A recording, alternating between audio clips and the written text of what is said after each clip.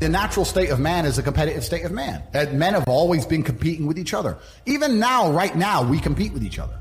I don't buy Ferraris to drive fast. I do sometimes, but if I'm in London traffic, it's not to go quick. No. It's to show everyone else I'm richer than them. That's what it is. It's a never-ending competition. I don't wear a big diamond Patek with fucking $500,000 to tell the time. I tell the time on my phone. I do it because I'm loaded. And this is actually what's interesting about the world, because the world's changed. Men used to go to war and fight each other in physical combat, and now we don't, because we're more civilized in some regards. That's violence is still the bottom line of society, but we try and avoid it. Men are constantly doing combat by showing each other how we can move world with money. We're constantly in combat because of our status. 99% of what men do is for status. We want to be in good shape for status. We want the fast car for status. We want the nice house for status. We want the diamond watch. We want the hot girl. This is all for our status. Look at me. I'm the big dog. This is how we compete with each other. If you're going to be a dude who pretends that's not true, or be a dude who doesn't want to compete, your life's going to fucking suck. There's no light without dark, and there's no joy without pain.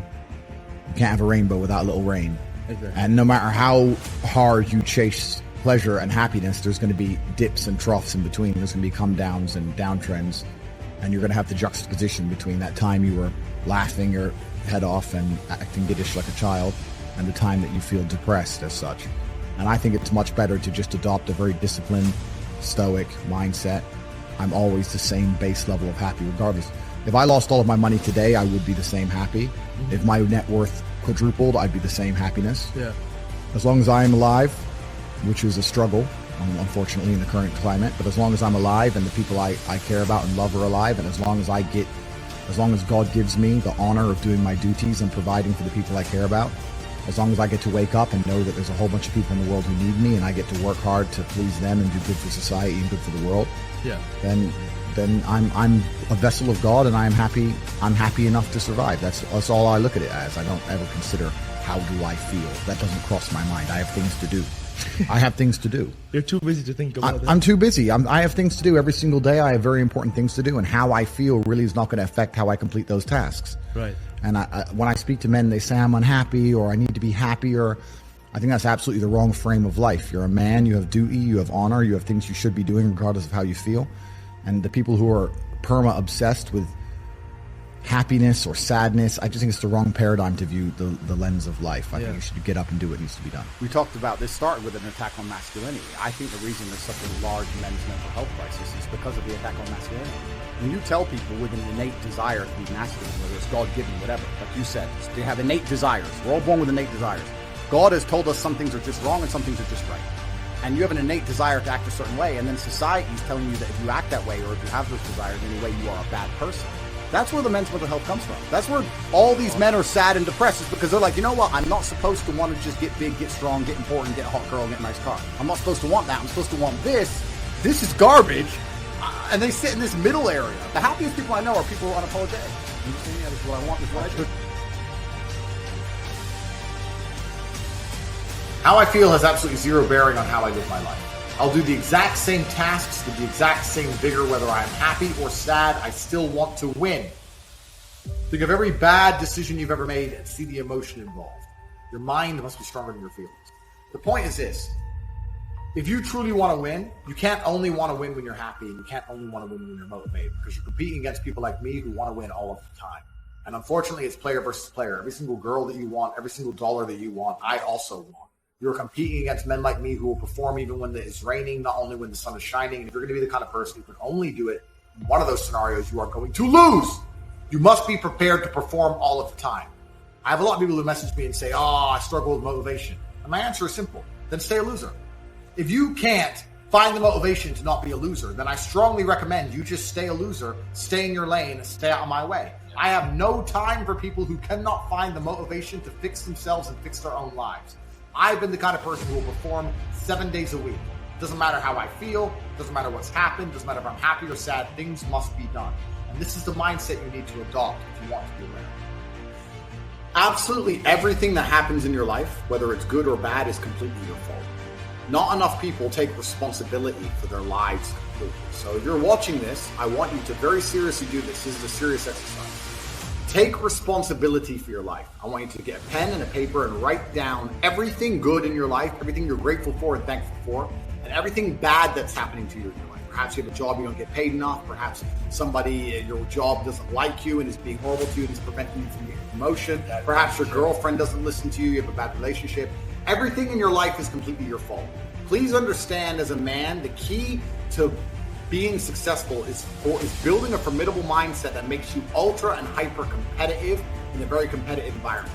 Now, competence and the ability to perceive the world as it really is, perspicacious, and understanding the truth of the universe is certainly a key element in terms of becoming a feared opponent and understanding the world and being competitive. However, there are certain scenarios, there are certain times in which you don't have to be concerned with being right or wrong.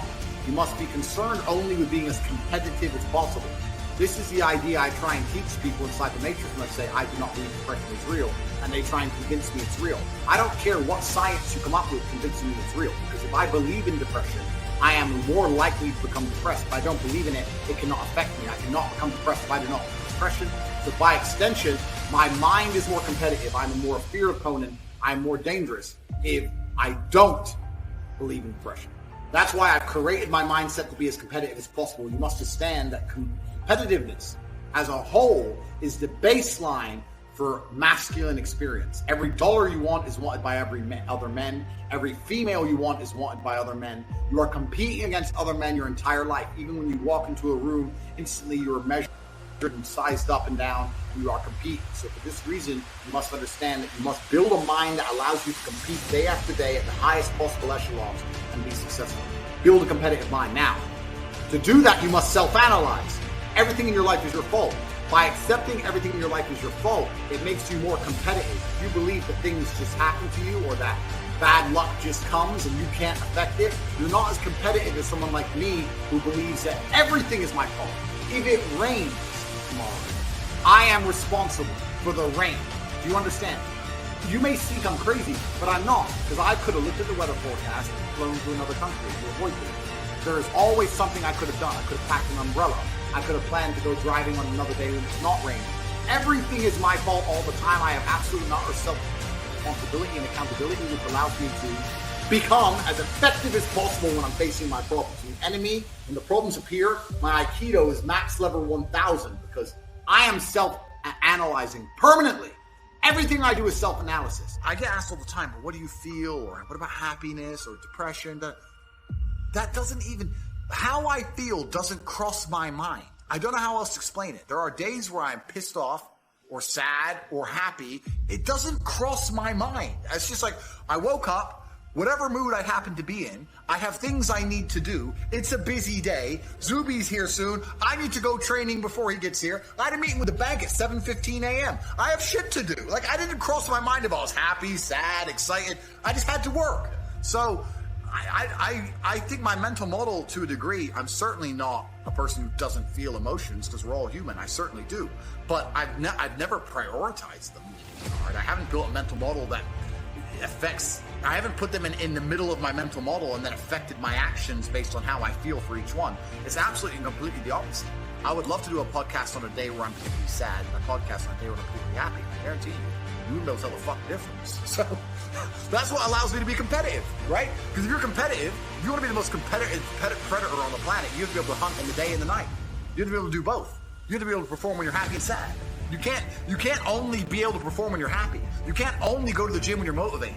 You can't only be a competent person when your life's going well, because when your life's not going well, you're no longer competent. Then you're going to lose to people like me. And it's player versus player. If you're the kind of person who can only do well when you're happy and you're competing against someone like me who can do well all the fucking time, guess what? You lose. So my mental model, the answer is most of my opinions are just based around constructing a mental model that allows me to be brutally competitive. Check the description down below to enter a free giveaway and claim some free gifts. If you want to make money with YouTube, then also check the description. Make sure to like and subscribe, and I'll see you in the next.